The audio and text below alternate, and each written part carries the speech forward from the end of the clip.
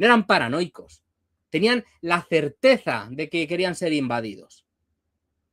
Antes de hablar de eso, pues también hay que lavarse un poco la boca y no decir tonterías, y menos poniéndolo de ejemplo. ¿Por qué Albania se convirtió en un país cerrado y paranoico? ¿Dónde estaba Albania mientras Cuba luchaba? ¿Sabes lo que pasó? Cuba se vendió su soberanía, vendió el futuro de su pueblo, vendió toda la posibilidad revolucionaria para ser una colonia de la URSS revisionista y anticomunista más terrible que ha habido. Ellos se vendieron, se hicieron los lacayos, se quejan de los lacayos del imperialismo. Ellos eran lacayos del imperialismo igual, ¿vale? Albania se mantuvo firme, se mantuvo fiel a sus principios, y eso le ocasionó que nadie quisiera hacer nada con ellos. No es que ella se cerrara, es que se le cerraban las puertas por ser fiel al marxismo, por ser fiel a las enseñanzas de Lenin y por ser fiel al desarrollo del patriotismo revolucionario que llevó Stalin. Entonces, la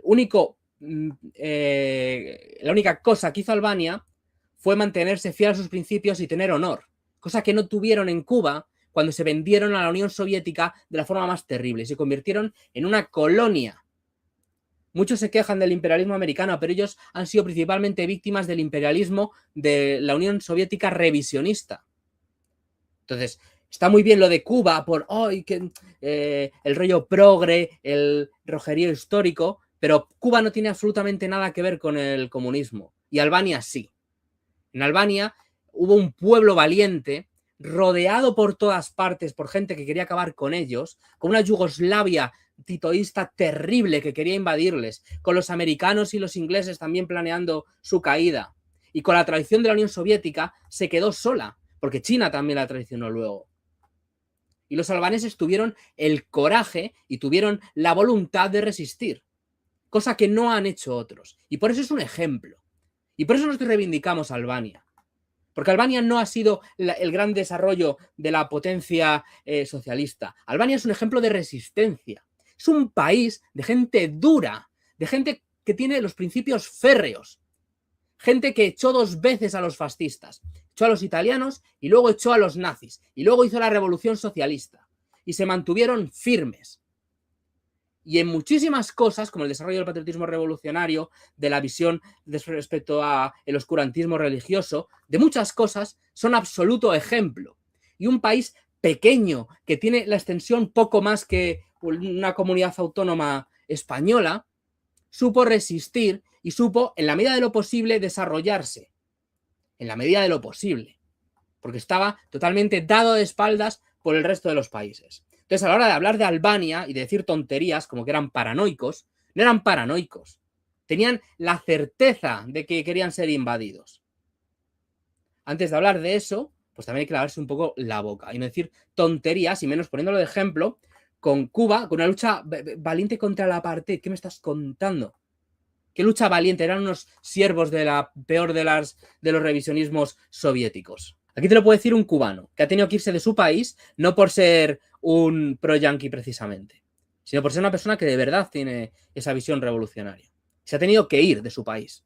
Saber que contra qué apartheid lucha Cuba, que echa a los revolucionarios de su país para mantener una élite corrupta terrible. De verdad, hombre. Yo me jodería defender a Cuba en 2026 de forma irónica. La URSS, bueno, un país random de Europa desde 50 años todavía, pero Cuba. Madre mía.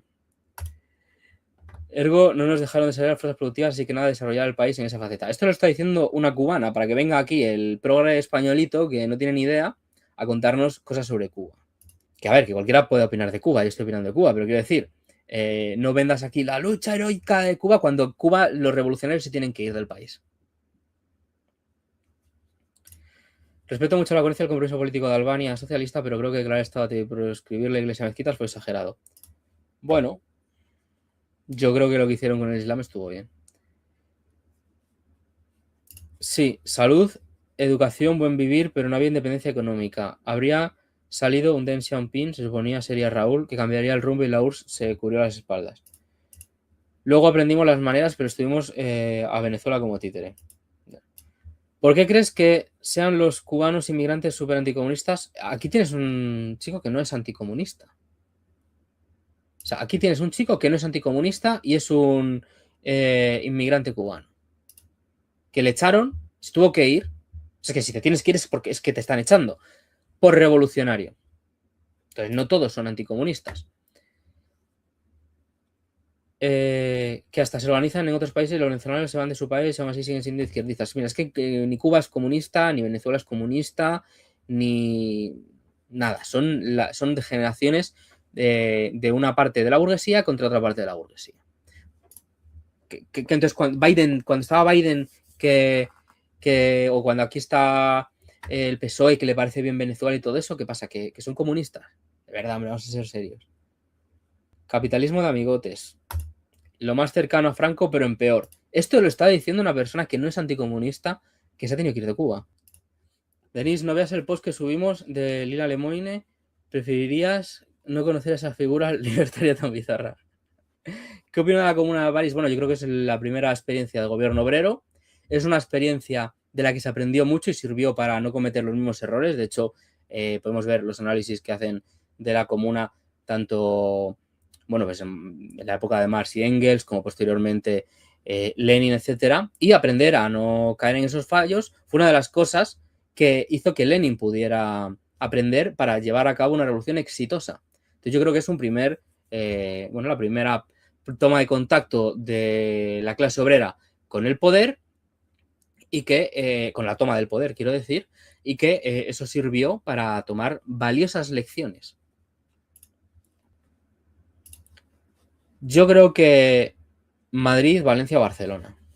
Yo creo que son las más fáciles. Aunque bueno, el otro día en las andaluzas, sin presentarnos y sin hacer campaña ni nada, en Córdoba ya nos daban un 2% de los votos.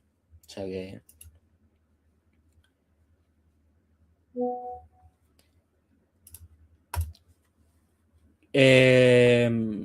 yo creo que nunca he seguido realmente esa línea. O sea, es un poco como que en esa época estaba esa pugna, él se unió, pero que realmente nunca tuvo de fondo o sea, él tenía todavía esa visión oriental metafísica y él nunca llegó a ser materialista dialéctico de verdad, ni a tener los principios asentados. No estoy diciendo que no los entendía, estoy diciendo que no los tenía, porque no los quería tener o porque tenía otros.